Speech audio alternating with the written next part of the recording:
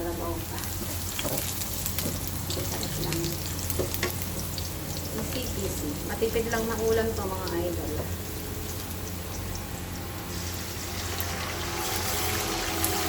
Sa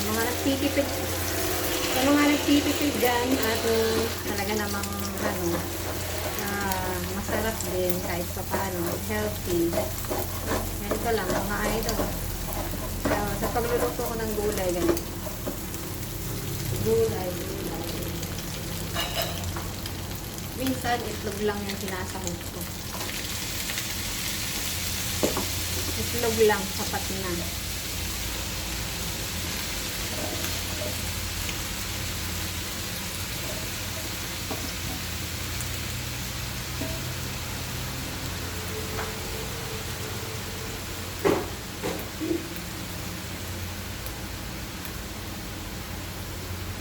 Ayan lang mga idol.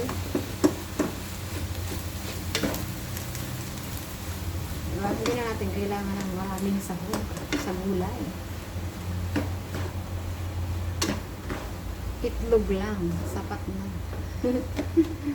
Hindi sa nagtitipid, pero ito yung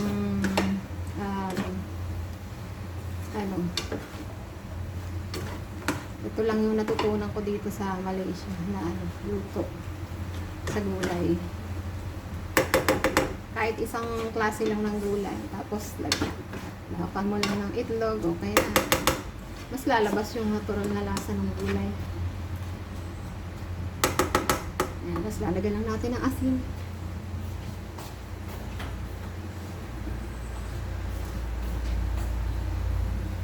Lang natin ng asin, okay na. Lasang-lasa mo yung ng gulay, tsaka yung itlog.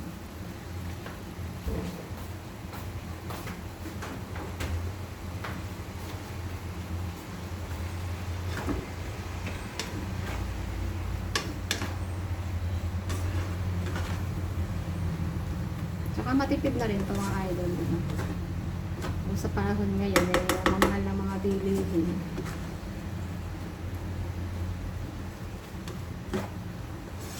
Kailangan din magtipid para yung budget sumasakto. Kasarap naman kumain talaga ng masasarap at parang mga pagkain. Kaso, minsan kinukulang sa budget. Kaya, tipid-tipid.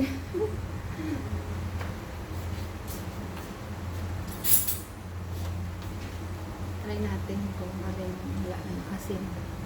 Sakto ba yung asin? Sakto lang.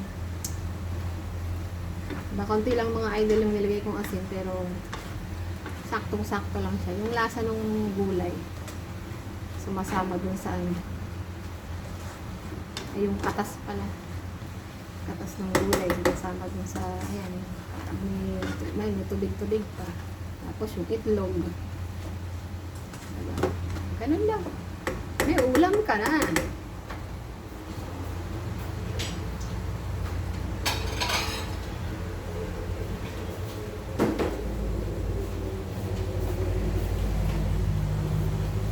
Dan. Natin kailangan na anuhin. Mamaya dito malusak. Press it na rin. Oh, green na green mga idol.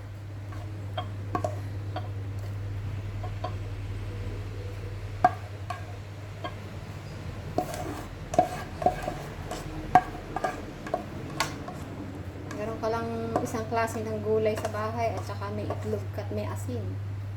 Oh, makaraos ka na. Masustansya pa. Kain!